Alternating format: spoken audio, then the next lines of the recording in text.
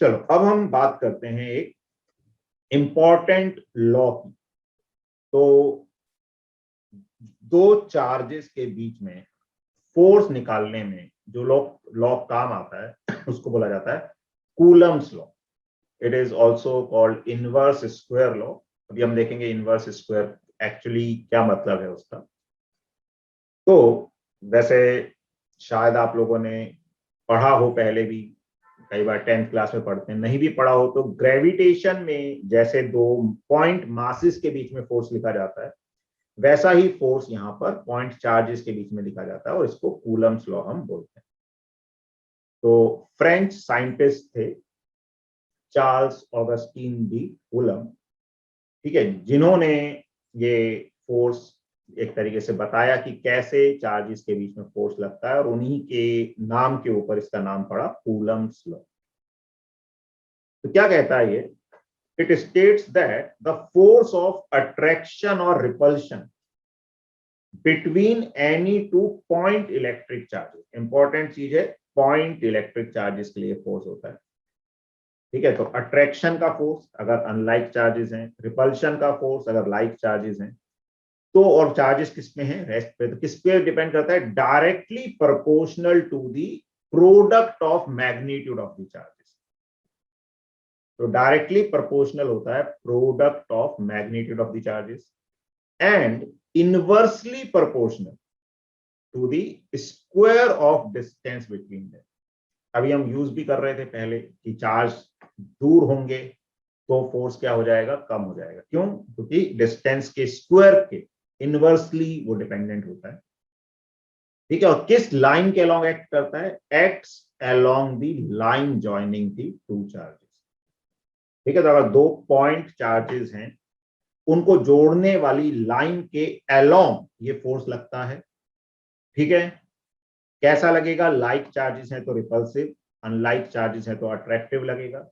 दोनों चार्जेस का जो मैग्नीट्यूड है उसके प्रोडक्ट के प्रोपोर्शनल, और दोनों के बीच की जो डिस्टेंस है इसके उसके स्क्वायर के इनवर्सली प्रोपोर्शनल ये होता है। सिंपल सा लॉ है वैसे, और बहुत काम का, मतलब काम का इन द सेंस कि याद रखना है। बाई चांस अगर ये भी हम भूल गए तो फिर बहुत ही बड़ी बेवकूफी कहलाएगी, क्योंकि सिमिलर चीज ग्रेविटेशन में भी काम आती है, सिमिलर टाइप का फॉर्मूला यही यहाँ पर भी काम आता है।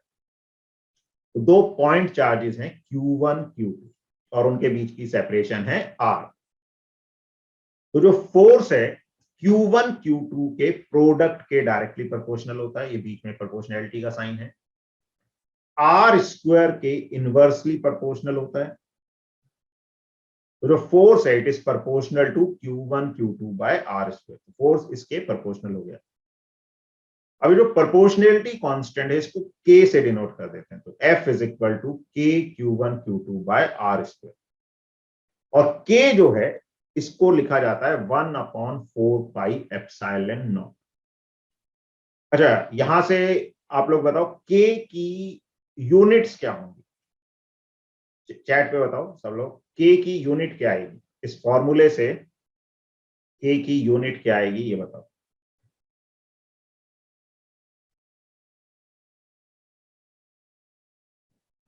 चलो इतना टाइम नहीं लगना चाहिए, सिंपल सिंपल चीजें होती है, और अगर लग रहा है तो थोड़ा सा है ना अपना जो है थोड़ी सी इन सब चीजों पे वर्क करो। सिंपल सी चीज है, के को हम क्या लिख सकते हैं? Force into R square. Force की यूनिट न्यूटन, आर स्क्वायर की मीटर स्क्वायर, और क्यू का स्क्वायर डिवीजन में चला जाएगा तो पर कूलम स्क्वायर।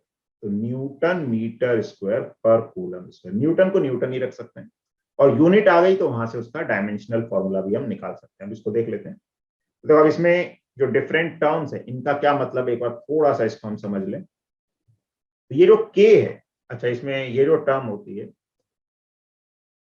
ये कहलाती है, इसको ही मैं ये बोल दूं, ये सिंबल कहलाता है एप्साइलन, ठीक है। ग्रीक सिंबल है, जैसे alpha beta gamma delta theta ये सब रहते हैं, वैसे ही ये सिंबल क्या कहलाता है? एप्साइलन कहलाता है। तो ये जो इसके नीचे जीरो है इसको नॉट बोल देते हैं, तो ये कहलाता है एप्साइलन नॉट, ठीक है। तो ई नॉट बोलते रहते हैं कई बच्चे, लेकिन सही बोलो एप्साइलन नॉट। इंजीनियर बन रहे हो, डॉक्टर बन रहे हो, कुछ भी बन रहे हो, तो एटलीस्ट हमें पता हो कि वो ई नहीं है, ये क्या है, सिंबल है, Greek symbol epsilon. Epsilon not है ये क्या कहलाती है, परमिटिविटी ऑफ एयर और फ्री स्पेस। ठीक है, एप्सिलॉन नॉट की जो वैल्यू होती है ये होती है 8.85 इंटू 10⁻⁻12 कूलम स्क्वायर पर न्यूटन मीटर स्क्वायर। ठीक है, ये एप्सिलॉन नॉट की यूनिट लिखी हमने, क्यों, एप्सिलॉन नॉट के इनवर्सली प्रोपोर्शनल आ जाएगा, 4 पाई की तो कोई यूनिट नहीं होती, क्या आ जाएगा 1/4 पाई एप्सिलॉन नॉट, ये जो हमने कैपिटल के बोला हुआ है, इसको, इसकी वैल्यू क्या होती है 9 इंटू 10⁹ न्यूटन मीटर स्क्वायर पर कूलम स्क्वायर, ये इसकी, ठीक है ना, यूनिट आ गई यहाँ से, फोर्स की न्यूटन, आर स्क्वायर की मीटर स्क्वायर और पर कूलम स्क्वायर। अगर मैं इसका डायमेंशनल फॉर्मूला बात करूं,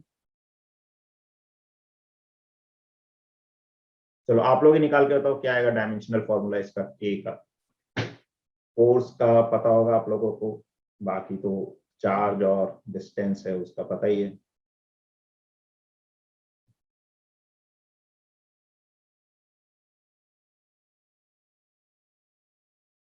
D F is for dimensional formula ना, अगर किसी को समझ नहीं आ रहा कि क्या लिख दिया मैंने, D F means dimensional formula.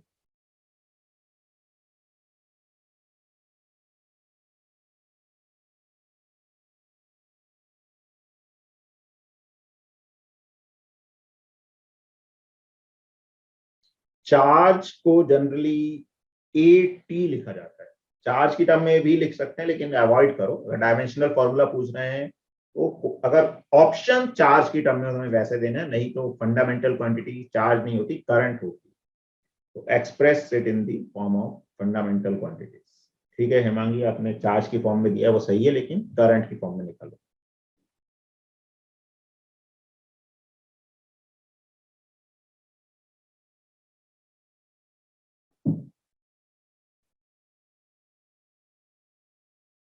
हाँ नितेश, जो नीचे टी स्क्वायर आ रहा है उसको भी ऊपर ले जाओ, है ना, टी वाली टर्म एक तरफ कर दो, इनफैक्ट डायमेंशनल फॉर्मूले में सब चीजें ऊपर चली जाएंगी, पावर नेगेटिव हो जाएगी अगर नेगेटिव होनी है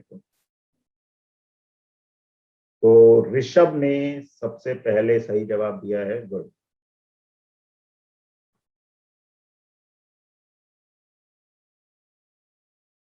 और सब लोग, है ना, इंटरेक्ट करें, इनफैक्ट, क्योंकि तभी आप सीखोगे, गलत होगा कोई दिक्कत नहीं, ठीक है ना, गलतियां इंसान करते हैं और गलतियों से सीख कर ही हम आगे बढ़ते हैं, तो इसलिए घबराना नहीं कि मेरा आंसर गलत हो जाएगा, गलत हो जाएगा कोई बात नहीं, जहां गलती करोगे वो ज्यादा अच्छा है कि तुम एग्जाम में जाके गलती करो। ठीक है, तो पार्टिसिपेट करो हर जगह, तभी क्या होगा, हमारा अटेंशन भी बढ़ेगा लेक्चर में, अगर हम पार्टिसिपेट करेंगे कि यार हम अभी सवाल करना है, कुछ पूछा जाएगा हमें बताना है, और हमारा डेवलपमेंट भी होगा, और तभी हम अच्छे से सीख पाएंगे। ठीक है, क्योंकि हम एक्स्ट्रा क्लास ले रहे हैं, मतलब कोचिंग कर रहे हैं, स्कूल तो है ही, कोचिंग किस लिए कर रहे हैं कि हम चीजों को समझ पाए अच्छे से, जो चीजें स्कूल में नहीं कर पाते उसको हम अच्छे से और समझ पाए, सब सब्जेक्ट को समझ पाए, तो थोड़ा सा पार्टिसिपेट करो, इंटरेक्ट करो, तो आप में और डेवलपमेंट आएगा, है ना। तो ये जो शायनेस है, या फिर ये कि चलो यार हम सुन लेते हैं बस, तो सुन से कुछ नहीं होगा, जितना आप पार्टिसिपेट करेंगे उतना फायदा होगा, क्योंकि आपकी मेहनत आपके काम आएगी। ठीक है ना, मैं तो पढ़ा रहा हूँ, सबको एक जैसा ही पढ़ाऊंगा, लेकिन फिर भी देखेंगे टेस्ट में नंबर्स अलग अलग आते हैं, या परफॉर्मेंस एग्जाम में अलग अलग होती है, वो किस कारण से, आपके ऊपर डिपेंड करता है कि आप कैसे इंटरेक्ट करते हो, आप कितना पार्टिसिपेट करते हो, आप कितनी प्रैक्टिस करते हो, आप कितना अपनी गलतियों से सीखते हो। तो इसलिए, ठीक है, हम सिर्फ कह सकते हैं, आपको अपने बेटरमेंट के लिए खुद उन चीजों को इम्प्लीमेंट करना है। चलो, तो बहुत सारे लोगों के आंसर आ गए हैं, और सही भी हैं, कुछ के गलत भी हैं। चलो एक बार देख लेते हैं, तो कैसे आएगा इसका डायमेंशनल फॉर्मूला। सबसे पहले न्यूटन, न्यूटन की बात करें तो न्यूटन क्या होता है, न्यूटन होता है M L T - 2 मास इंटू एसिलरेशन। अभी फोर्स का याद रखना ही होता है, डायमेंशनल फॉर्मूला 11th क्लास में पढ़ा होगा, नहीं भी पढ़ा तो फोर्स क्या होता है, mass into acceleration, mass is mass, acceleration is metre पर सेकंड स्क्वायर, मीटर लेंथ है, पर सेकंड स्क्वायर इज T - 2, फिर मीटर स्क्वायर इज लेंथ का square, upon coulomb square, coulomb square is A square T square.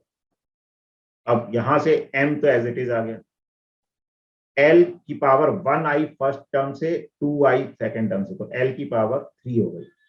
t ऊपर जाएगा, t की power -2 और t की पावर ये 2 भी ऊपर जाएगा तो t की पावर -4 और a की पावर -2। अच्छा, करंट को हाँ i भी लिख सकते हैं, कई लोगों ने i लिखा है, उसमें कोई दिक्कत नहीं है, a भी लिखा जाता है, i भी लिखा जाता है करंट के लिए। This is the dimensional formula of k। और अगर एप्सिलॉन नॉट का कोई डायमेंशनल फॉर्मूला पूछेगा तो क्या हो जाएगा, इसी का इनवर्स, क्योंकि 4 पाई का तो कोई डायमेंशनल फॉर्मूला नहीं होता।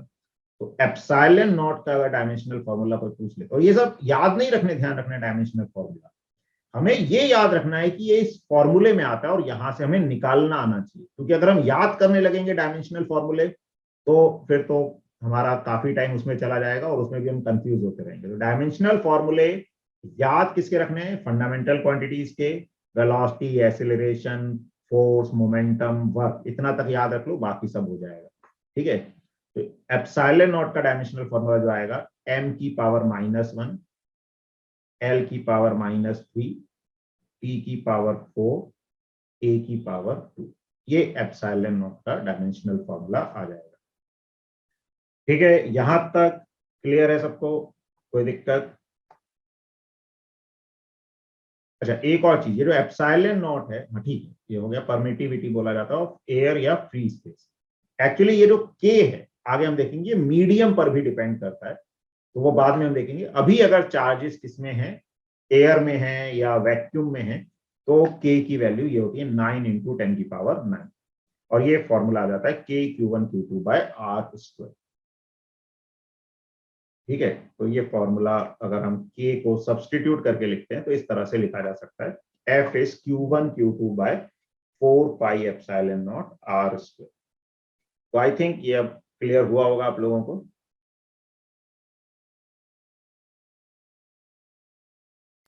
चलो ये सर हाँ, एयर की जगह में कहीं और होगा तो एप्सिलॉन चेंज हो जाएगा क्या पूरा? एप्सिलॉन नो चेंज नहीं होता, के चेंज हो जाता है। जो कांस्टेंट है उसमें एक फैक्टर और ऐड हो जाता है जो मीडियम पर डिपेंड करता है, उसको हम आगे पढ़ेंगे। ठीक है,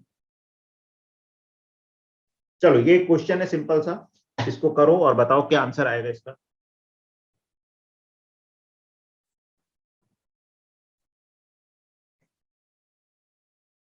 चलो देख लो, गलती हो रही कोई बात नहीं है ना, गलती से सीखना जरूरी है, कोई बात नहीं। कई बार क्या होता है, अच्छे स्टूडेंट्स आसान क्वेश्चन में गलती कर देते हैं ना। तो find out the force between 2 1 microcoulomb charge. तो फोर्स अभी हमने देखा क्या होता है, के Q1 Q2/r²। तो के जो है, के की वैल्यू होती है 9 × 10⁹।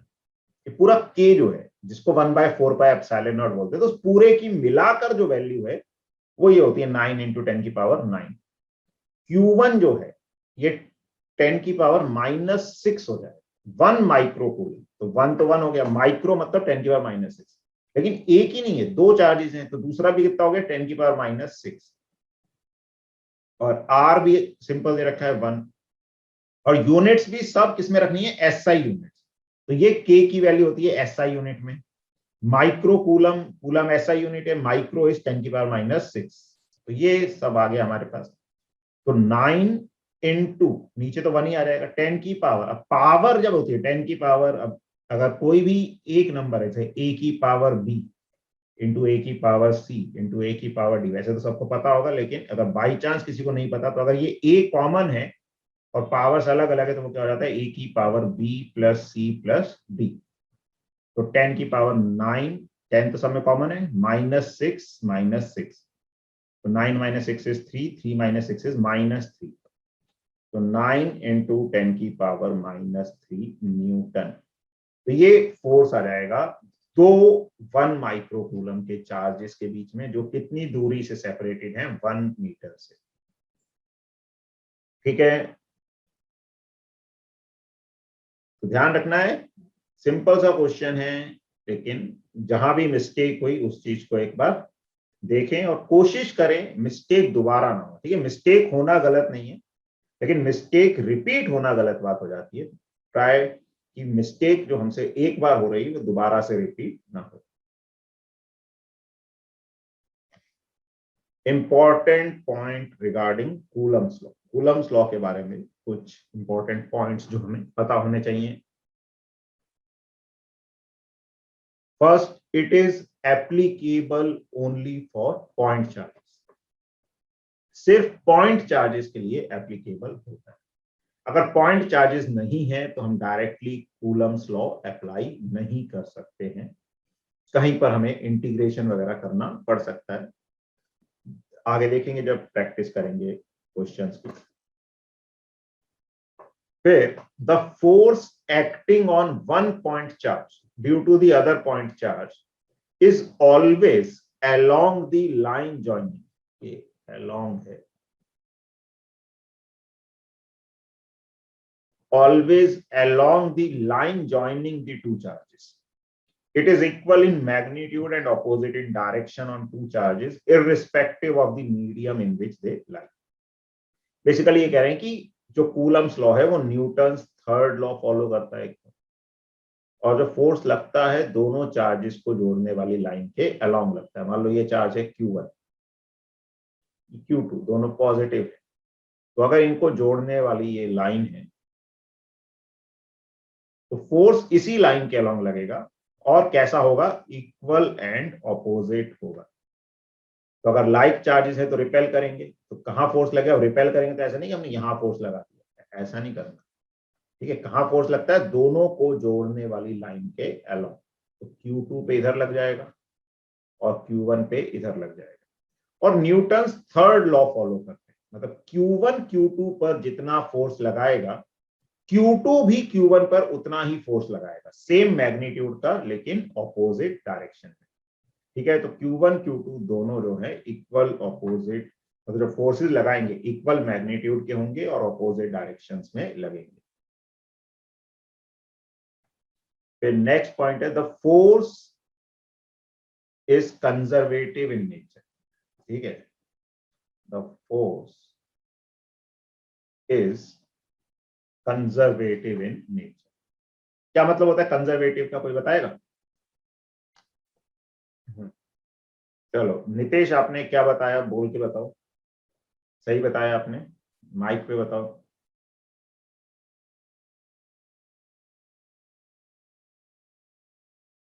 Work done by a conservative force does not depend on the path. Good, ठीक है। तो कंजर्वेटिव फोर्स क्या होता है? ऐसा फोर्स जिसका वर्क पाथ पर डिपेंड नहीं करता है, सिर्फ इनिशियल और फाइनल पॉइंट्स पर डिपेंड करता है, या किसी क्लोज्ड पाथ में वर्क डन जीरो हो जाता है। ठीक है, तो कंजर्वेटिव फोर्स क्या होता है? ऐसा फोर्स जिसका वर्क, ध्यान रखना ऐसा नहीं कि फोर्स पाथ पे डिपेंड नहीं करता, कई बार हम ये बोल देते हैं, तो वो नहीं। ऐसा फोर्स जिसका वर्क पाथ पर डिपेंड नहीं करता है, सिर्फ इनिशियल और फाइनल पोजीशंस पर डिपेंड करता है, या क्लोज्ड पाथ में जीरो होता है, उसको कंजर्वेटिव फोर्स बोला जाता है। ठीक है, तो दैट मींस यही हमने यहां पर आगे लिखा हुआ है, work done by electrostatic force in moving a point charge along a closed loop of any shape is zero or is independent of path. तो इलेक्ट्रोस्टैटिक फोर्स एक कंजर्वेटिव फोर्स है, तो उसका वर्क क्लोज पाथ में हमेशा zero होगा, और इन्हीं दो पॉइंट्स के बीच में अगर हम वर्क निकाल रहे हैं तो वो पाथ पर डिपेंड नहीं करेगा। ठीक है, तो ये चीजें बहुत इंपॉर्टेंट होती हैं। अभी हमें लगता है क्या एक पॉइंट है, लेकिन ये कई बार क्वेश्चंस में हेल्प कर देती हैं हमें। कई बार क्या बोल देते हैं कि एक पॉइंट से दूसरे पॉइंट तक चार्ज को ले गए, अब वर्क बताओ, और बोल दिया कि हमें सी पॉइंट से ले गए। अब हम सी में ही कंफ्यूज होते रहते हैं, जबकि सी से कोई लेना देना ही नहीं है।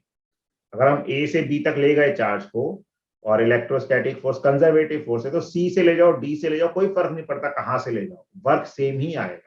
तो हम उलझ जाते हैं कई बार, तो एग्जामिनर उलझाने की कोशिश करते हैं। तो ये सिंपल सिंपल चीजें अगर हमें पता होंगी तो हम आसानी से वहां से बच सकते हैं।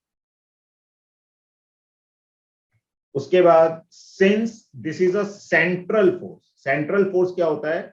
जो दो पार्टिकल्स के सेंटर को जोड़ने वाली लाइन के अलोंग लगता है, उसको सेंट्रल फोर्स बोला जाता है। और सारे सेंट्रल फोर्स कंजर्वेटिव होते हैं, तो कंजर्वेटिव तो है, बाकी सेंट्रल फोर्स भी है। तो since this is a central force, in the absence of any other external force, angular momentum of one particle with respect to other particle in two particle system is conserved. अब ये थोड़ा सा typical लग सकता है जिन्होंने rotation में थोड़ा ध्यान नहीं दिया होगा 11th में, या थोड़ा सा कॉन्सेप्ट उनका क्लियर नहीं होगा। तो वो एक्चुअली में क्या होता है, जैसे ये ज्यादातर लोगों को पता होता है कि अगर किसी सिस्टम पे नेट फोर्स 0 होता है तो उसका मोमेंटम कंजर्व रहता है। ठीक है, अगर किसी सिस्टम पे नेट फोर्स 0 है तो उसका मोमेंटम, कौन सा मोमेंटम, लीनियर मोमेंटम कंजर्व रहता है। सिमिलरली रोटेशन में एक कॉन्सेप्ट होता है कि अगर किसी सिस्टम पे नेट टॉर्क 0 हो गया तो उसका एंगुलर मोमेंटम कंजर्व रहता है। तो क्या कह रहे हैं कि अगर हमारे पास टू पार्टिकल सिस्टम है, एक पार्टिकल है Q1, एक पार्टिकल है Q2, टू पार्टिकल सिस्टम है। अब Q1 और Q2 के बीच में अगर हम बात करें तो जैसे Q2 पे जो फोर्स लगेगा वो तो Q1 से ही पास कर जाएगा। और ये भी एक प्रॉपर्टी होती है टॉर्क का, अगर आपको थोड़ा भी आइडिया हो तो टॉर्क जो है वैसे तो R क्रॉस F होता है,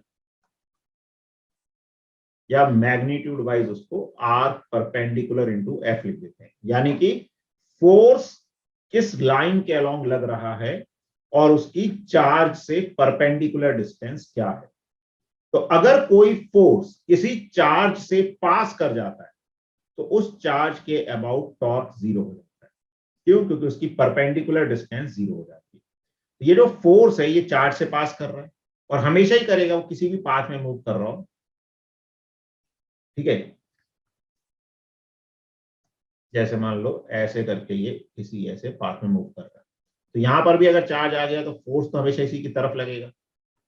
तो फोर्स हमेशा इस चार्ज से पास कर रहा होगा, तो फोर्स क्योंकि उस चार्ज से पास कर रहा है तो टॉर्क हमेशा क्या आएगा, 0 आएगा। और अगर टॉर्क 0 होता है तो एंगुलर मोमेंटम कंजर्व रहता है। तो if torque is 0 then angular momentum is conserve. ठीक है, तो अगर टॉर्क 0 होगा तो एंगुलर मोमेंटम कंजर्व रहता है। यही चीज यहां पे बता रहे हैं कि इलेक्ट्रोस्टैटिक फोर्स एक सेंट्रल फोर्स है। सेंट्रल फोर्स है मतलब दो पार्टिकल्स के सेंटर को जोड़ने वाली लाइन के अलोंग लगता है। तो यानी कि एक पार्टिकल पे लगने वाला फोर्स दूसरे के सेंटर से पास कर जाएगा। अगर सेंटर से पास कर जाएगा तो उसका टॉर्क 0 हो जाएगा, और अगर टॉर्क 0 है तो एंगुलर मोमेंटम क्या रहेगा, कंजर्व रहेगा। तो ये कुछ इंपॉर्टेंट पॉइंट्स हैं कूलम्स लॉ के बारे में जो हमें पता होने चाहिए। देख लो इसमें कोई कंफ्यूजन हो किसी को किसी भी तरह का तो एक बार पूछ लो, है ना। चलो अब हम थोड़ा सा डिस्कस करते हैं permittivity, relative permittivity and absolute permittivity. ये क्या चीज है वो भी। तो देखो जैसे हमने अभी देखा कि जो फोर्स होता है दो चार्जेस के बीच में, ठीक है, तो इधर दो चार्जेस बना लेते हैं हम। मान लो ये दो चार्जेस हैं Q1 Q2 और इनके बीच की डिस्टेंस है R। तो इन वैक्यूम, अगर हम वैक्यूम की बात कर रहे हैं,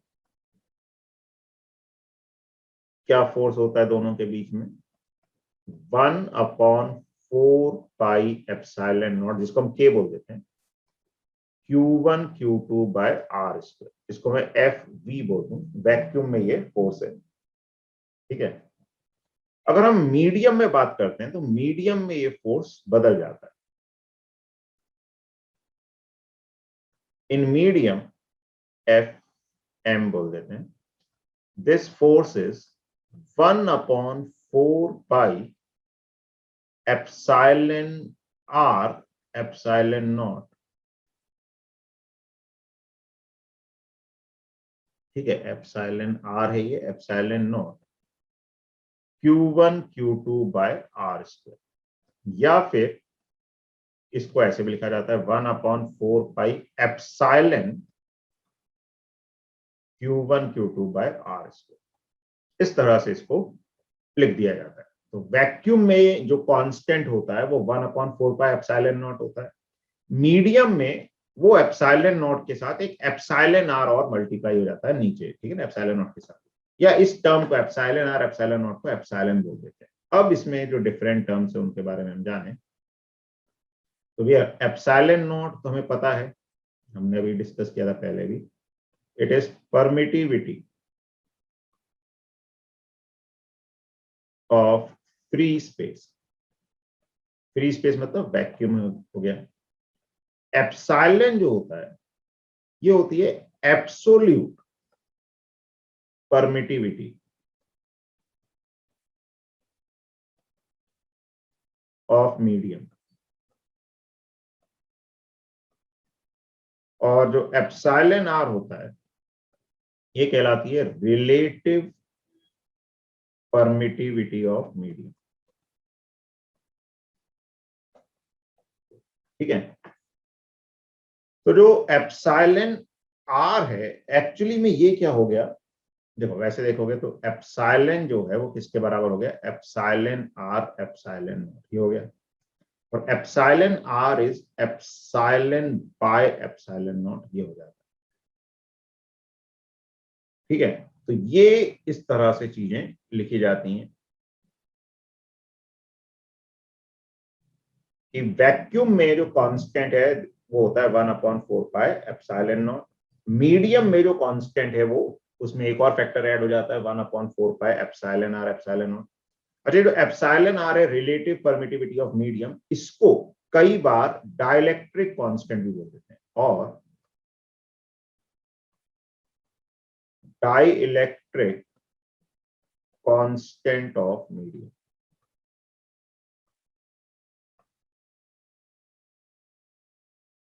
ठीक है। तो वैक्यूम में फोर्स हो गया 1/4 pi epsilon naught Q1 Q2 by R square. Medium में हो गया 1/4 pi epsilon R epsilon naught into Q1 Q2 by R square. Epsilon R epsilon naught का एप्सिलॉन हम बोल सकते हैं। ये इन सब चीजों का मतलब होता है। अब देखो एप्सिलॉन नॉट और एप्सिलॉन, इनकी तो सेम यूनिट्स एंड डायमेंशंस होती हैं, ठीक है, क्योंकि दोनों देखो एक ही चीज को रिप्रेजेंट कर रहे हैं, ठीक है। तो epsilon not and epsilon have same units and dimensions.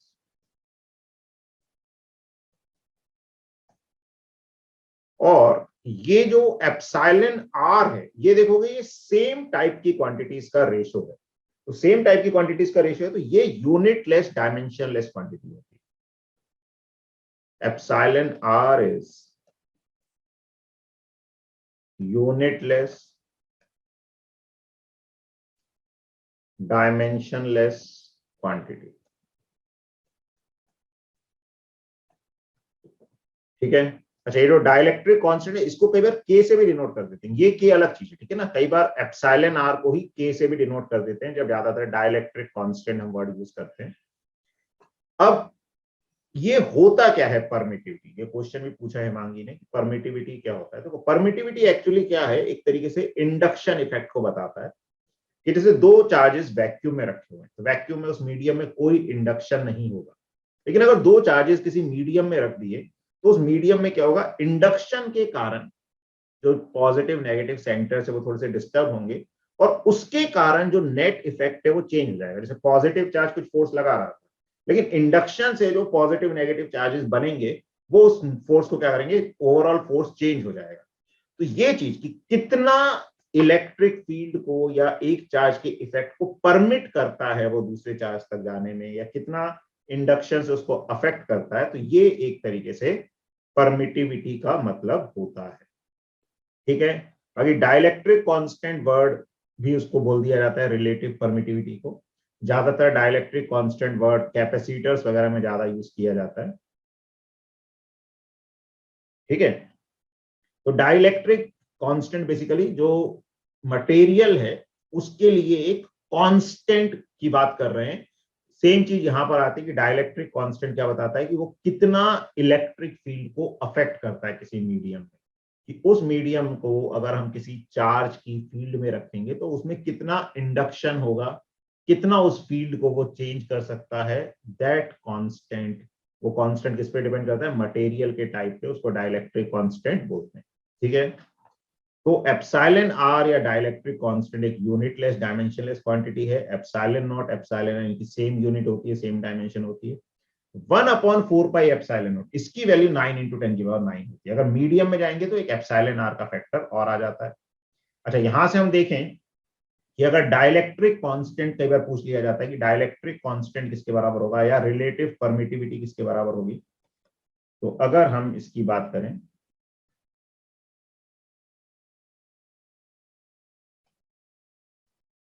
Dielectric constant और रिलेटिव परमिटिविटी, ठीक, ये किसके बराबर होगी? देखो ये इनवर्स में आ गई, इसको मुझे ऊपर अगर लाना है तो ये आती है force in vacuum upon force in medium. ठीक है ना, if distance, if charges same हो और डिस्टेंस सेम हो, ठीक है ना, if charges are same and distance is same. तो अगर सेम चार्जेस को सेम डिस्टेंस पे हम वैक्यूम में रखते हैं और उनके बीच का फोर्स फाइंड कर लें, उसी को अगर हम मीडियम में रखें और उनके बीच का फोर्स फाइंड कर लें, तो directly force in vacuum upon force in medium हमें क्या दे देगा, डाइलेक्ट्रिक कांस्टेंट दे देगा।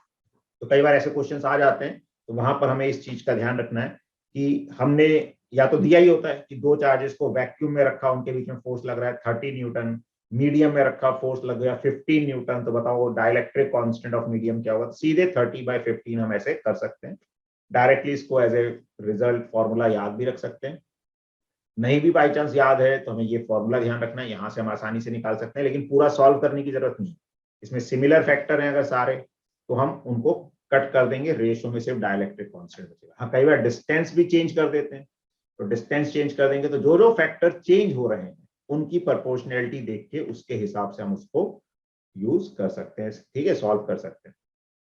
समझ आ रहा है? तो वैक्यूम में जो कांस्टेंट है वो 1/4 पाई एप्सिलॉन नॉट होता है और उसकी वैल्यू 9 × 10⁻⁹ न्यूटन मीटर स्क्वायर पर कूलम स्क्वायर होती है। मीडियम में एक और फैक्टर नीचे आ जाएगा एप्सिलॉन आर का, तो जनरली वही वैसे हम यूज करते हैं। बाकी एप्सिलॉन आर एप्सिलॉन नॉट को एप्सिलॉन भी बोल दिया जाता है, which is the absolute permittivity of medium. तो ये कुछ चीजें हमें कूलम्स लॉ से रिलेटेड पता होनी चाहिए। और भी इसमें कुछ चीजें हैं कि वेक्टर फॉर्म में ये फोर्स क्या हो जाता है, ठीक है, और सुपरपोजिशन वगैरह, तो उसको हम अब अगली क्लास में करेंगे। अभी तक जो हमने पढ़ा उसमें किसी को कोई डाउट है, कुछ कंफ्यूजन है तो पूछ सकता है। सर हाँ सर परमिटिविटी की मैक्सिमम वैल्यू वैक्यूम में ही होती है ना?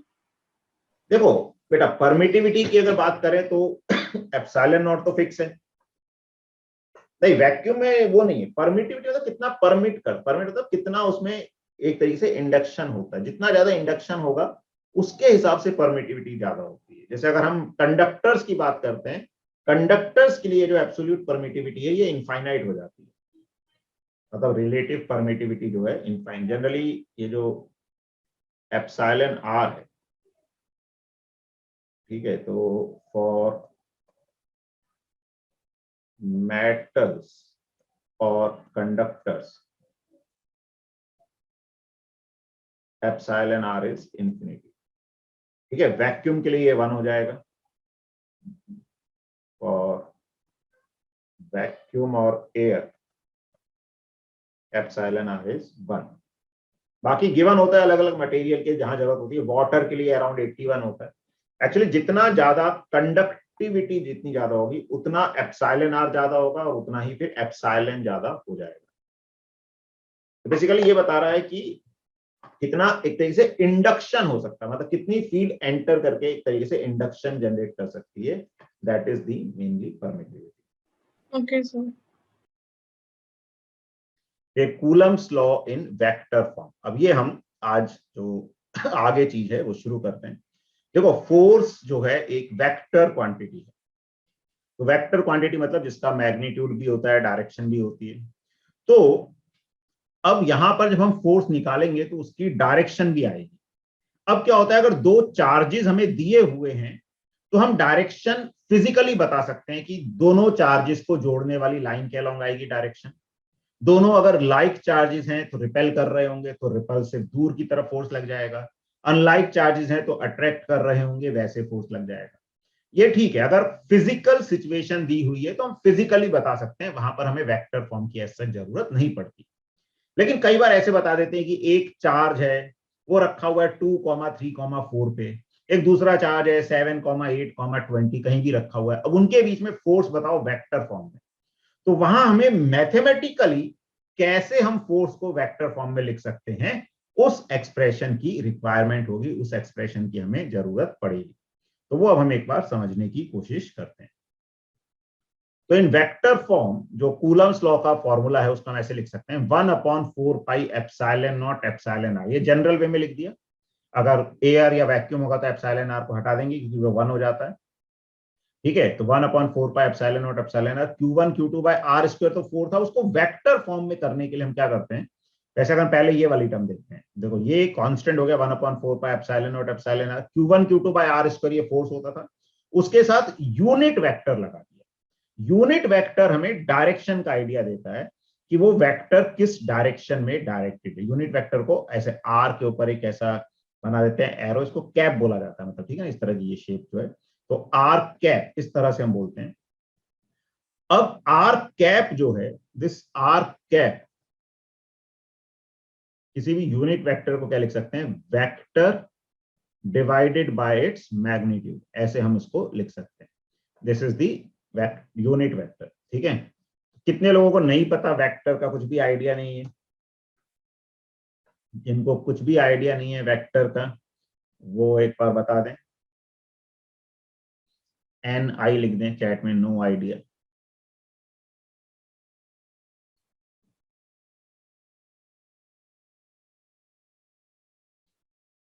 चलो, तो सबको पता है थोड़ा बहुत, चलो अच्छी बात है। ठीक है, तो पता होना चाहिए बाई चांस, क्योंकि पिछला साल भी कई लोगों ने पढ़ाई नहीं की थी ढंग से, तो इसलिए मैं पूछ रहा हूँ, क्योंकि थोड़ा बहुत क्या होगा। तो थोड़ा ही बहुत आता है पर। हाँ विश्वास, क्या बोल रहे थे? सब थोड़ा ही बहुत ही आता है, मतलब एकदम ज्यादा भी नहीं आता। अच्छा ठीक है, नहीं बहुत ज्यादा भी जरूरत नहीं पड़ेगी, बेसिक अगर हमें आता है तो काम चल जाएगा अभी तो। ठीक है, तो जो फोर्स होता है ये होता है, ठीक है, तो ये हो गया कांस्टेंट वाली टर्म, के बोल सकते हैं इसको।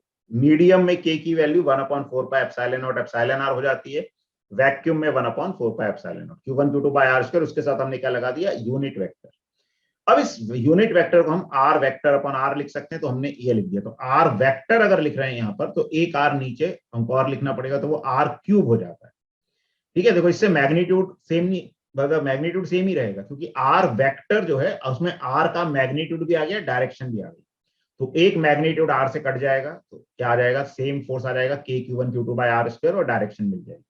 अब आर वेक्टर क्या लेना है, आर वेक्टर है position vector of test charge with respect to source charge. Test charge मतलब जिस पर फोर्स निकालना है, और सोर्स चार्ज मतलब जिसके कारण फोर्स निकालना है। ठीक है, इसको भी हम थोड़ा सा समझते हैं। एक्चुअली ये देखो, ये ज्यादा कॉमन स्टेटमेंट होता है, इसलिए हमें पता होना चाहिए कि भाई मान लो ये एक चार्ज है Q1 और ये एक चार्ज है Q2। Q1 है source charge SC, source charge मतलब जिसके कारण फोर्स निकालना है, सोर्स चार्ज को मैं SC बोल रहा हूँ। Q2 है मान लो टेस्ट चार्ज, टेस्ट चार्ज मतलब जिसपे फोर्स निकालना है। तो आर वेक्टर क्या होता है, position vector of test charge with respect to source charge. तो आर वेक्टर इस टेस्ट चार्ज का पोजीशन वेक्टर है सोर्स चार्ज के रिस्पेक्ट में। अब देखो समझो इसको, एक्चुअली ऐसा लिख क्यों दिया भाई, ऐसे कुछ कारण तो होना, किसी भी चीज को लिख रहे हैं हम, तो ये ऐसे क्यों लिखा, तो देखो फोर्स का मैग्नीट्यूड तो ठीक है, के Q1 Q2/r²। अब डायरेक्शन की बात करें डायरेक्शन हमने बोला आर वेक्टर की डायरेक्शन में आएगी एक तरीके से, बस वो आर वेक्टर क्या होना चाहिए, position vector of test charge with respect to source charge, ये होना चाहिए। ठीक है, अब देखो अगर दोनों लाइक चार्जेस हैं, Q1 Q2 लाइक, मतलब दोनों पॉजिटिव हैं या दोनों ही नेगेटिव हैं, तो उनका जब प्रोडक्ट करेंगे Q1 Q2 तो पॉजिटिव आ जाएगा। पॉजिटिव पॉजिटिव का प्रोडक्ट भी पॉजिटिव, नेगेटिव नेगेटिव का प्रोडक्ट भी पॉजिटिव, ये पूरी टर्म तो पॉजिटिव हो गई। और अगर एक वेक्टर को पॉजिटिव नंबर से मल्टीप्लाई करते हैं तो डायरेक्शन वेक्टर की सेम रहती है, चेंज नहीं होती। तो अगर Q1 Q2 दोनों पॉजिटिव हो गए या Q1 Q2 दोनों नेगेटिव हो गए तो फोर्स लगेगा आर वेक्टर की डायरेक्शन में। किस पे फोर्स निकाल रहे हैं हम, टेस्ट चार्ज पे, Q2 पे, यानी कि Q2 पे फोर्स लगेगा आर वेक्टर, यानी कि राइट की तरफ। तो सही बात है, अगर दोनों लाइक हो गए तो रिपल्सिव फोर्स लगेगा, तो कहां की तरफ लगेगा, Q2 पे, राइट की तरफ। तो यही बता रहा है ये फॉर्मूला। और अगर अनलाइक हो गए, Q1 Q2 का साइन ऑपोजिट हो गया, तो क्या हो जाएगा, ये वाली टर्म नेगेटिव हो जाएगी, Q1 इंटू Q2 नेगेटिव आ गया। अब एक वेक्टर को नेगेटिव नंबर से मल्टीप्लाई करते हैं तो डायरेक्शन चेंज हो जाती है, यानी कि फोर्स आर वेक्टर के ऑपोजिट डायरेक्शन में लगेगा। तो आर वेक्टर राइट की तरफ है, तो जो Q2 पे फोर्स, क्योंकि हम फोर्स किस पे निकाल रहे हैं, Q2 पे, ध्यान रखना है, जिस पे फोर्स निकाल रहे हैं उसी को टेस्ट चार्ज हम बोल रहे हैं, तो फोर्स ऑटोमेटिकली कहां की तरफ आ जाएगा, लेफ्ट की तरफ। तो ये जो है फॉर्मूला मैथमेटिकली हमें मैग्नीट्यूड भी दे देगा, डायरेक्शन भी। अब इसमें दिमाग नहीं लगाना है, देखो थोड़ा सा क्या होता है, हम कंफ्यूज कहां हो जाते हैं कि कई जगह पे हम अपना दिमाग भी लगा देते हैं और मैथमेटिक्स भी लगा देते हैं, तो ऐसा नहीं। जब हम प्रॉब्लम को फिजिकली देख रहे हैं, हमें दो चार बना के दिखा दी कॉपी में या उसमें पेपर में, तो हमें फिर मैथमेटिकल फॉर्मूले में नहीं जाना, हमें देखना है दोनों का साइन कैसा है। लाइक है तो धक्का दे रहे होंगे, डायरेक्शन बना दी, सिर्फ मैग्नीट्यूड लिख दिया। अनलाइक है, अट्रैक्ट कर रहे होंगे, और फोर्स दोनों को जोड़ने वाली लाइन के अलोंग लगता है। लेकिन अगर हम मैथमेटिकली कोई क्वेश्चन कर रहे हैं तो फिर दिमाग नहीं लगाना, फिर सीधे मैथमेटिकली बस सब चीजें सब्स्टिट्यूट कर दो, आंसर आ जाएगा। हाँ, लेकिन जब हम ऐसे वेक्टर फॉर्म में यूज कर रहे हैं तो Q1 Q2 जो है इनको भी साइन के साथ सब्स्टिट्यूट करना है। क्यों, तभी तो Q1 इंटू Q2 पॉजिटिव आएगा, अगर दोनों पॉजिटिव या दोनों नेगेटिव होंगे तो फोर्स आर वेक्टर की डायरेक्शन में आ जाएगा, और ऑपोजिट साइन के होंगे तो Q1 Q2 की जो प्रोडक्ट है वो नेगेटिव आ जाएगा। ठीक है, और जब हम फिजिकली यूज कर रहे हैं तो उसमें साइन के साथ नहीं रखते, उसमें क्या निकालते हैं, सिर्फ मैग्नीट्यूड निकाल लेते हैं और डायरेक्शन हम शो कर देते हैं डिपेंडिंग ऑन कि फोर चार्जेस कैसे हैं, लाइक हैं या अनलाइक हैं।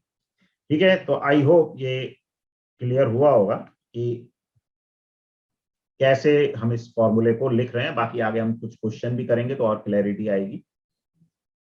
ठीक है, बाकी कई बार इसको बुक्स में आप इस तरह से भी देखोगे कि जैसे मान लो दो चार्जेस हैं, तो Q1 Q2, तो ऐसे पोजीशन वेक्टर को ऐसे भी लिख देते हैं जैसे R12, position vector of 2 with respect to, मतलब 1 से 2 की तरफ डायरेक्टेड वेक्टर, और ऐसे लिख देते हैं 2। ठीक है, दिस इज पोजीशन वेक्टर जो 1 से 2 की तरफ डायरेक्टेड है, ये 2 से 1 की तरफ डायरेक्टेड है। ऐसी फोर्स जो लगा 1 पे 2 के कारण, फोर्स जो लगा 2 पे 1 के कारण, तो इस फोर्स को कई बार एनसीईआरटी बुक में आपको ऐसा लिखा हुआ मिलेगा। अगर आप बस थोड़ा सा समझ आए इसलिए मैं बता रहा हूं, बाकी ये फॉर्मूला सफिशिएंट होता है, बस हमारे दिमाग में क्लैरिटी होनी चाहिए आर वेक्टर क्या होता है। कई बार 1 2 2 1 में ही हम कंफ्यूज होते रहते हैं, तो इसलिए इतना इंपॉर्टेंट नहीं है। हाँ, बस कभी दिखे तो थोड़ी सी अगर क्लैरिटी हो तो हम समझ जाएं।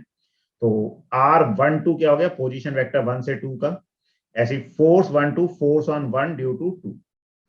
ठीक है, तो इसको वेक्टर फॉर्म में कैसे लिख सकते हैं, फोर्स ऑन 1 बाय 2, तो 1/4 pi epsilon naught Q1 Q2 by R³ into R21। ठीक है, तो ये इस तरह से इसको हम लिख सकते हैं।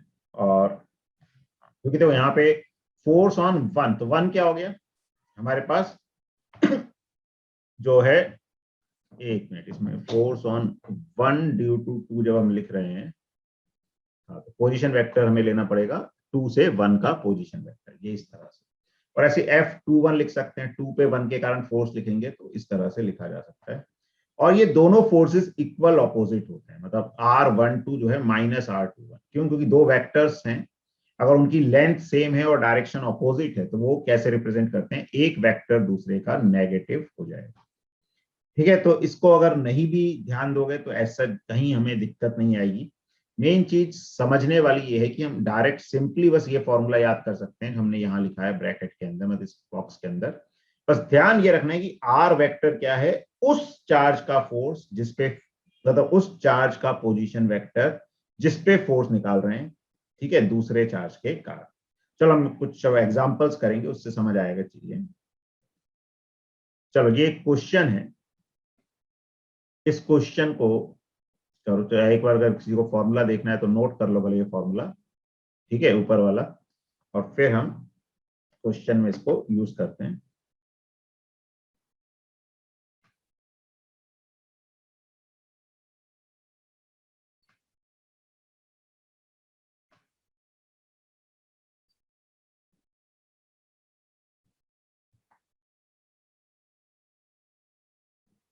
ठीक है, चलो मैं अब चेंज कर रहा हूं ये स्लाइड। चलो ये क्वेश्चन है, इसको एक बार ट्राई करो खुद से और बताओ क्या आंसर आ रहा है आप लोगों का।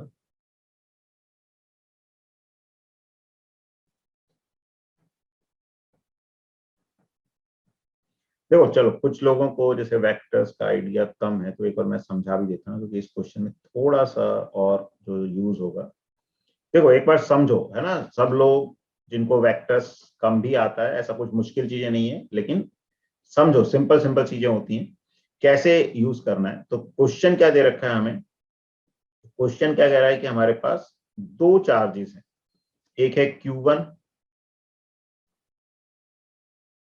ठीक है, जो किस पॉइंट पर रखा हुआ है, ए वाले पॉइंट पर रखा हुआ है, और ए के कोऑर्डिनेट्स हमें दे रखे हैं 1, 0, 2, और एक चार्ज है Q2 जो पॉइंट बी पर रखा हुआ है, जिसके कोऑर्डिनेट्स हैं 4, 4, 2। Find magnitude of electrostatic force. देखो मैग्नीट्यूड के लिए तो हमें क्या चाहिए, दोनों के बीच की सिर्फ डिस्टेंस चाहिए। अब डिस्टेंस, अब force on A and force on B भी पूछा है, तो अगर हम देखो बी का पोजीशन वेक्टर बना लेते हैं, ये R vector, this is position vector of B with respect to A, ठीक है। अब देखो ये लिखते कैसे हैं इस आर वेक्टर को, पोजीशन वेक्टर को, तो हमें जैसे ए से बी का पोजीशन वेक्टर चाहिए, तो जो फाइनल पॉइंट होता है, जिस तरफ वेक्टर का ये एरो होता है, एरो को हेड बोलते हैं, और ये जो प्लेन लाइन है इसको टेल बोल देते हैं।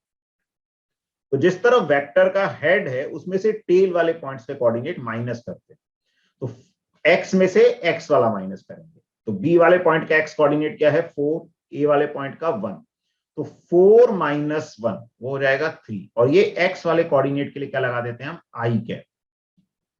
फिर y वाले में से y वाला माइनस करेंगे, तो 4 - 0 दैट इज 4 j कैप, और z वाले में से z वाला माइनस करेंगे, तो 2 - 2 तो 0 हो जाएगा, तो k कैप को छोड़ सकते हैं। तो this is the position vector. समझ आ रहा है पोजीशन वेक्टर कैसे निकालना है, कि दोनों पॉइंट्स के कोऑर्डिनेट्स देखने हैं, x कोऑर्डिनेट में से x कोऑर्डिनेट माइनस करेंगे, i कैप लग जाएगा, y में से y माइनस करेंगे, j कैप लग जाएगा, z में से z माइनस करेंगे, k कैप लग जाएगा। अब इसका मैग्नीट्यूड भी चाहिए, तो एक वेक्टर का मैग्नीट्यूड क्या होता है, मैग्नीट्यूड को डायरेक्टली स्क्वायर, क्या, वो 5 आ जाएगा ना इसका मैग्नीट्यूड। हाँ, मैग्नीट्यूड क्या हो जाएगा कि x कंपोनेंट का स्क्वायर प्लस y कंपोनेंट का स्क्वायर, और अगर z कंपोनेंट होता तो उसका भी स्क्वायर कर देते, ऐसे मैग्नीट्यूड निकलता है। तो ये 9 + 16 का रूट यानी कि 25 का रूट 5 आ जाएगा। तो फर्स्ट पार्ट में पूछा था मैग्नीट्यूड ऑफ फोर्स, तो मैग्नीट्यूड के लिए तुम सीधे k Q1 Q2 by r square direct ये फॉर्मूला लगा देंगे। तो k कितना हो गया 9 × 10⁻⁹, Q1 कितना हो गया 100 × 10⁻⁻6 क्योंकि माइक्रो है, Q2 कितना हो गया 200 × 10⁻⁻6 अपॉन r स्क्वायर, तो 5 का स्क्वायर इज 25। तो ये इस तरह से हमारे पास ये आ जाएगा फोर्स।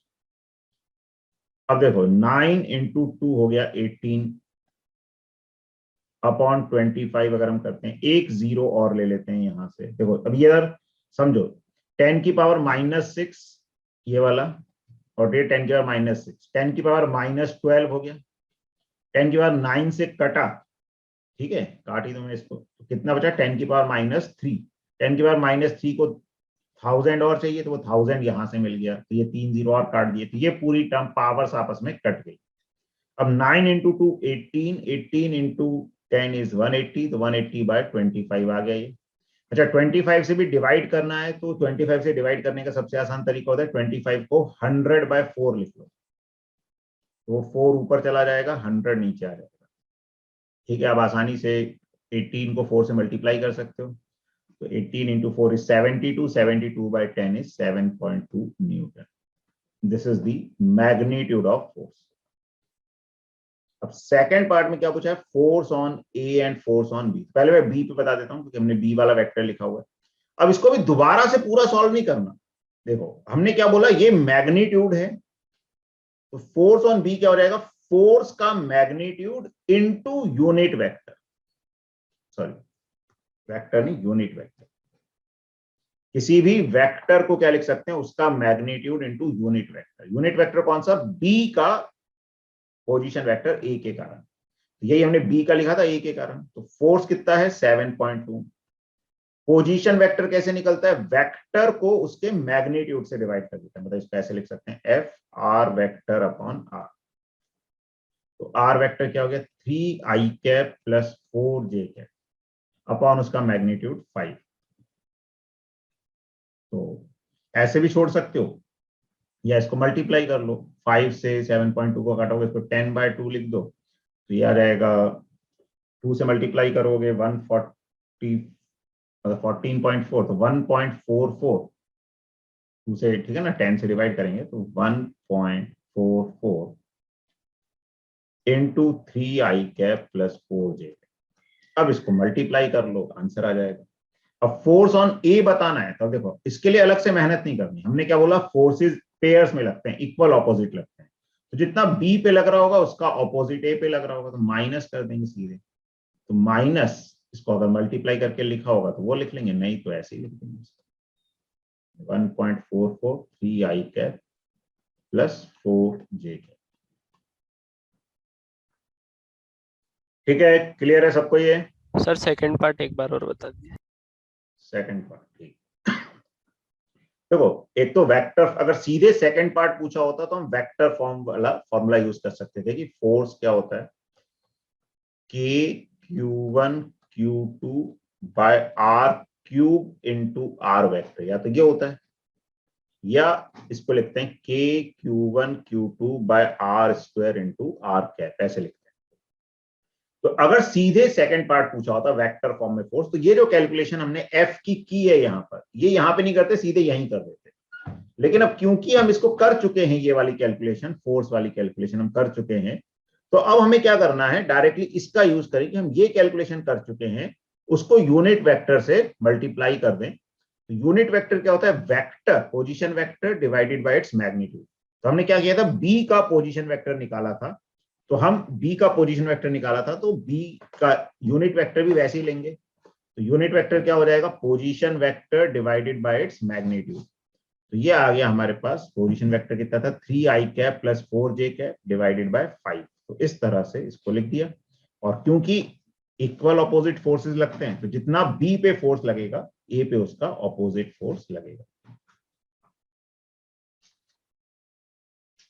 चलो ये क्वेश्चन करो, ये उस पे बेस्ड है, फोर्स जो मीडियम में चेंज हो जाता है।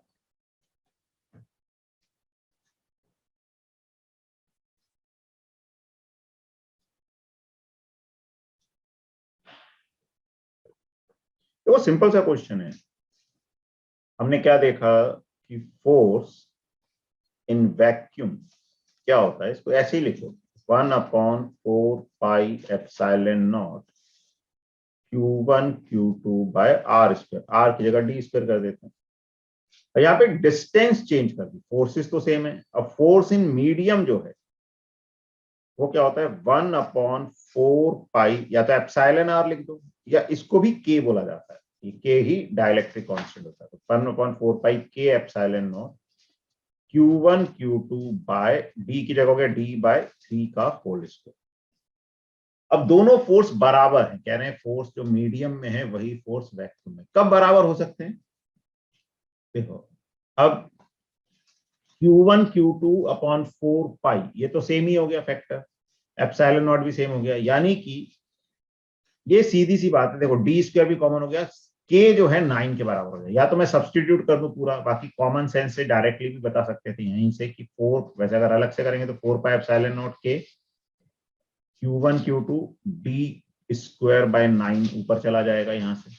ये फोर्स इन मीडियम हो गया। Force in vacuum is 1/4 pi epsilon naught Q1 Q2 by d square. ये 4 पाई एप्सिलॉन नॉट से 4 पाई एप्सिलॉन नॉट कट गया, Q1 Q2 से Q1 Q2 d स्क्वायर से। एक मिनट, एक के का फैक्टर भूल गया मैं, कहाँ पे आने का, फोर्स इन मीडियम, ये के बचा ना, ठीक है। तो के चला जाएगा राइट में, k इज इक्वल टू 9। ये k की वैल्यू ही हमें निकालनी थी, तो आंसर 9 आ जाएगा। अच्छा, अब एक इसमें और इंपॉर्टेंट चीज होती है प्रिंसिपल ऑफ सुपरपोजिशन। तो प्रिंसिपल ऑफ सुपरपोजिशन क्या कहता है कि जैसे अगर हमारे पास दो चार्जेस हैं, उनके बीच का फोर्स तो हम आसानी से लिख सकते हैं। मान लो दो से ज्यादा चार्जेस हैं, कई सारे चार्जेस हैं।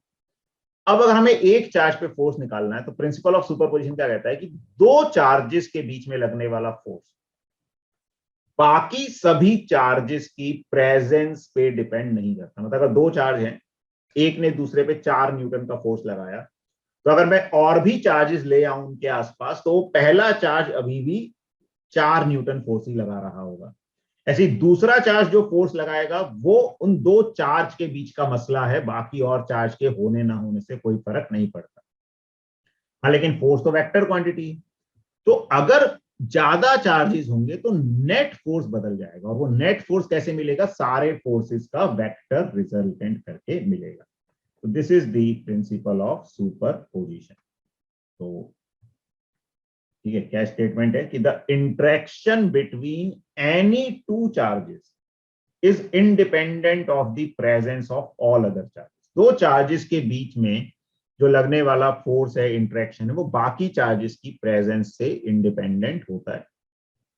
अब इलेक्ट्रिकल फोर्स एक वेक्टर क्वांटिटी, तो किसी चार्ज पे नेट फोर्स क्या हो जाएगा, जितने भी फोर्सेस लग रहे होंगे उन सभी फोर्सेस का वेक्टर रिजल्टेंट हम ले लेंगे, वेक्टर समेशन हम कर देंगे। ठीक है, तो जैसे ये है, तो एक चार्ज है Q, ठीक है, और ये चार्जेस हैं Q1 Q2 Q3, और कितने भी हो सकते हैं।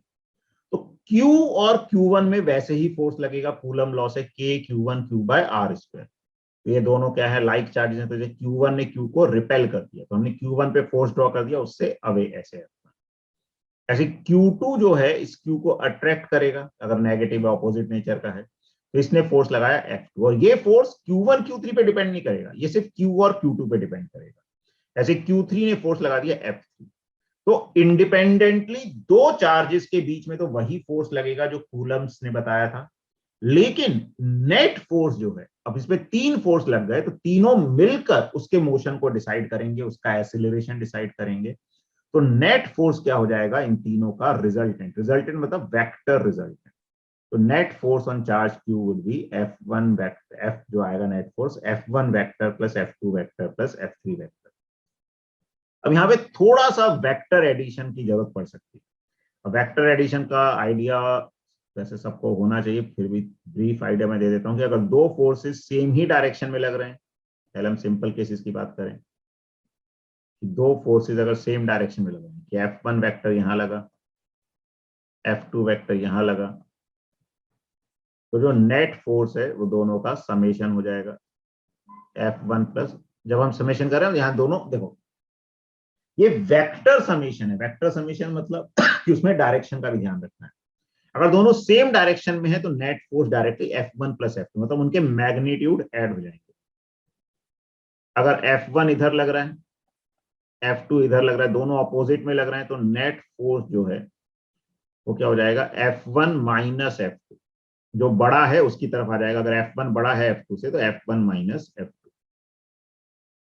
दो फोर्स अगर 90 डिग्री पे लग रहे हैं, तो उनका रिजल्टेंट उनके बीच में आ जाता है नेट फोर्स, और वो नेट फोर्स किसके बराबर हो जाता है, under root of F1 square plus F2 square. ये चीजें ध्यान रखनी। बाकी ये सब आ किससे रहे हैं, तो वेक्टर का शायद तुम लोगों ने पढ़ा होगा ये कि A वेक्टर और B वेक्टर अगर दो वेक्टर हैं, उनके बीच का एंगल है थीटा, तो जो उनका रिजल्टेंट है उनके बीच में आता है, और किसके बराबर आता है,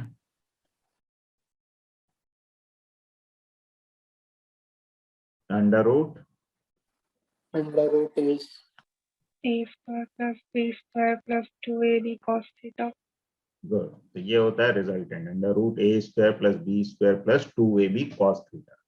तो अगर दोनों सेम डायरेक्शन में है तो थीटा 0 हो गया, cos 0 1 हो गया, तो ये a प्लस बी का होल स्क्वायर बन जाएगा, रूट से होल स्क्वायर कट जाएगा तो a प्लस बी आ जाएगा। ऑपोजिट है तो थीटा 180 डिग्री हो जाएगा, तो cos 180 -1 हो जाएगा, उससे आ जाएगा। परपेंडिकुलर है तो थीटा 90 cos 90 0, तो under root A square plus B square, या कोई भी और एंगल है तो ऐसे हम इसको निकाल सकते हैं। ठीक है, इस रिजल्टेंट का एंगल भी बता सकते हैं कि ए वेक्टर से एंगल अगर अल्फा है तो tan अल्फा किसके बराबर होता है, b sin theta upon a plus B cos theta. तो ये आइडिया हमें होना चाहिए वेक्टर का रिजल्टेंट कैसे लिखा जाता है, क्या होता है। अच्छा, इसमें भी एक और रिजल्ट जो हमें ध्यान रखना है कि अगर दो फोर्सेस हैं या दो वेक्टर्स हैं वो इक्वल मैग्नीट्यूड के हैं, ठीक है, दोनों f मैग्नीट्यूड के हैं, उनके बीच का एंगल थीटा है, तो उनका रिजल्टेंट जो आएगा, रिजल्टेंट या नेट फोर्स है, वो एंगल बाइसेक्टर पे आएगा। तो ये एंगल थीटा बाय 2 है, तो f नेट किसके बराबर हो जाता है, 2f cos थीटा बाय 2। ये कैसे हो गया, तो ये भी हम थोड़ा सा समझ सकते हैं। देखो, अभी हमने देखा कि एक वेक्टर का जिस लाइन से एंगल पता है उसके अलोंग कंपोनेंट cos वाला आता है, तो f का कंपोनेंट इस नेट फोर्स के अलोंग आएगा f cos थीटा बाय 2।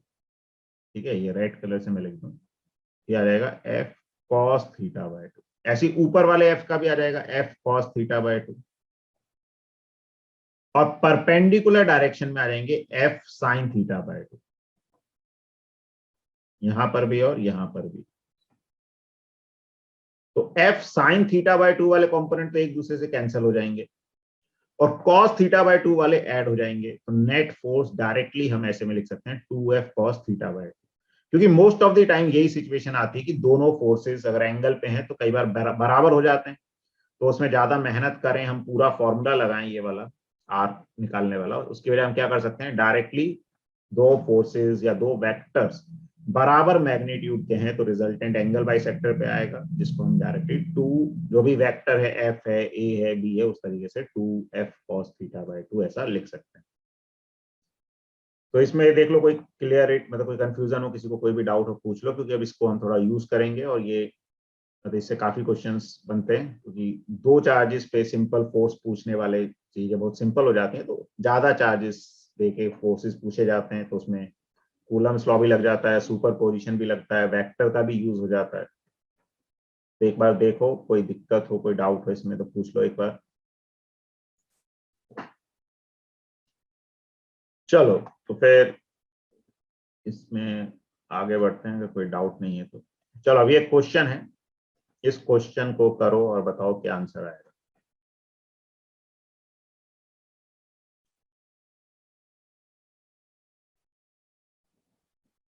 देखो, अब इसमें क्या यूज क्या है सुपर पोजिशन का। कई बार हमको लगता है अरे यार ये Q2 रखा है बीच में, तो Q1 वाला तो फोर्स लगाएगा ही नहीं Q3 पे, सिर्फ Q2 ही फोर्स लगा देगा। तो ऐसा नहीं है, सुपर पोजिशन का मतलब यही है कि चार्जेस कहीं भी हों, बीच में, साइड में, एक चार्ज का फोर्स जो दूसरे पे लग रहा है वो लगेगा ही, उससे कोई फर्क नहीं पड़ेगा कि बीच में और कोई चार्ज है या नहीं है, आसपास और कोई चार्ज है या नहीं। तो तीनों चार्जेस बराबर ही मैग्नीट्यूड के हैं यहाँ पर, तो हम तीनों को चाहे तो Q भी बोल दें तो कोई दिक्कत नहीं है। पहले मैं एक बार वेरिएबल में कर लेता हूँ, इसको Q मान लेते हैं, इसको भी Q, इसको भी Q, सबकी वैल्यू 20 माइक्रोकूलम है, और डिस्टेंसेस भी ये फिक्स है, इसको भी मैं D बोल देता हूँ, इस B की वैल्यू 2 मीटर है, ये भी D है। इसे पूछा था force on the charge at right, तो ये राइट पे चार्ज है, अब इस चार्ज पे कौन कौन फोर्स लगाएगा। देखो, इसमें थोड़ा सा ध्यान रखना, कई स्टूडेंट क्या करते हैं, गड़बड़ करते हैं, डायरेक्शन वगैरह बनाने में गड़बड़ कर देते हैं। तो इस क्यू पे फोर्स देखना है, तो जिस पे फोर्स देखना है उस पे हमें एरो बनाना है कि भाई इस चार्ज को, जो राइट वाला चार्ज है, ये जो बीच वाला चार्ज है, क्या करेगा, धक्का देगा। तो इधर फोर्स नहीं बनाना, बीच वाले पे नहीं, इस पे अभी हम बात करें तो इस पे इधर फोर्स लगेगा। तो इसको मैं ये 2 और 3 के बीच का फोर्स बोल देता हूं। ठीक है, 2 से 3 पे जो फोर्स लगा, ठीक है, कितना हो जाएगा K Q square by D square. फिर मतलब ये 1 है, ये 2 है, ये 3 है। अब 1 वाला भी फोर्स लगाएगा, 2 के बीच में होने से ऐसा नहीं 1 वाला फोर्स नहीं लगाएगा, 1 भी क्या करेगा, इसको धक्का देगा। तो 1 भी धक्का देगा, तो 1 कितने फोर्स से धक्का देगा, इसको F13 बोल दो। तो ये क्या होगा, के क्यू स्क्वायर, लेकिन डिस्टेंस 1 और 3 के बीच में क्या हो गई, 2D हो गई। तो 2D का होल स्क्वायर यानी कि 4D स्क्वायर।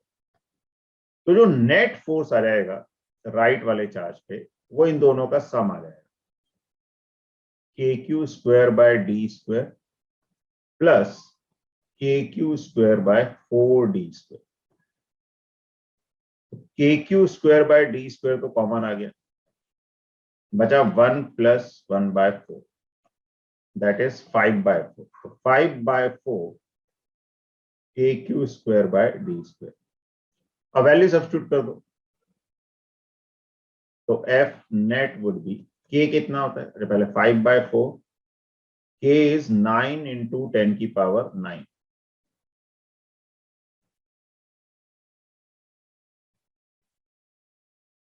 ठीक है, क्यू स्क्वायर, क्यू है 20 माइक्रोकूलम, 20 का स्क्वायर हो जाएगा 400, माइक्रो होता है 10 की पावर -6, उसका स्क्वायर करोगे 10 की पावर -12 अपॉन डी का स्क्वायर, डी है 2, 2 का स्क्वायर इज 4। तो ये 10 की पावर 9 और 10 की पावर -12, इससे कितना बचेगा, 10 की पावर -3, एक 2 0 कट गए तो 10 की पावर -1 बचा यहाँ से।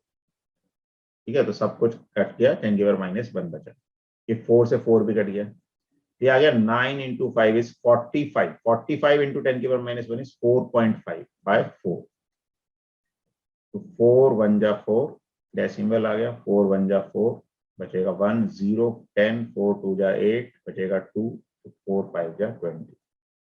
This is the net force on charge at right. Right वाले चार्ज पे ये नेट फोर्स आ जाएगा। अच्छा, मिडिल वाले चार्ज पे कितना आएगा net force,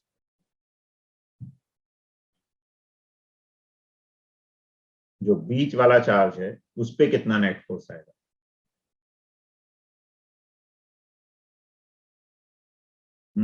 Pushkar, very good.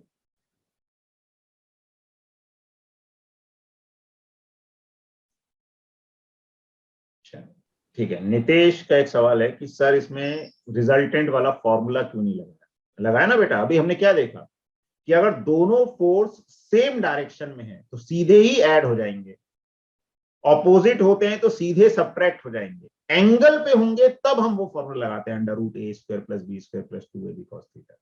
यहाँ तो दोनों फोर्स एक ही लाइन के अलोंग है ना, देखो हमने यही तो देखा था कि अगर दोनों फोर्स सेम लाइन के अलोंग होंगे तो डायरेक्ट ऐड हो जाएगा F1 + F2, ऑपोजिट डायरेक्शंस में होंगे तो डायरेक्ट सब्ट्रैक्ट हो जाएगा, एंगल पे होंगे तब हमें वो वाला फॉर्मूला लगाना है √a² + b² + 2ab cos theta. यहाँ पर थर्ड चार्ज को सेकंड वाला भी राइट की तरफ धकेल रहा था, फर्स्ट भी राइट की तरफ धकेल रहा था, तो दोनों फोर्स सेम डायरेक्शन में आ रहे थे, इसलिए डायरेक्टली ऐड हो गए।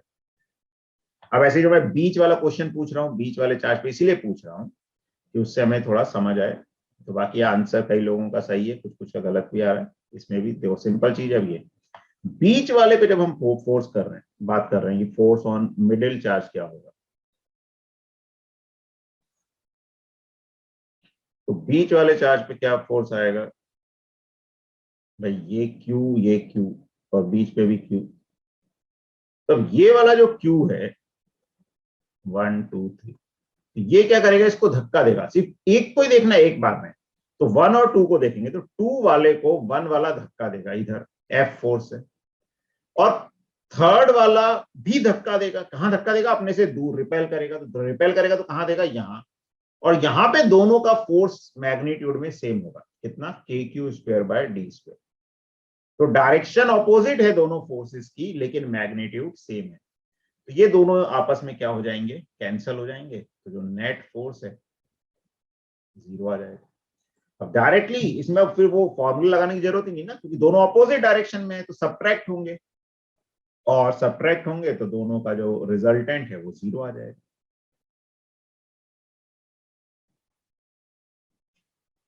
चलो एक और क्वेश्चन करते हैं। अब इसमें हमको एंगल वाला थोड़ा सा यूज करना पड़ेगा, तो ये क्वेश्चन करो फिर क्लास एंड करेंगे।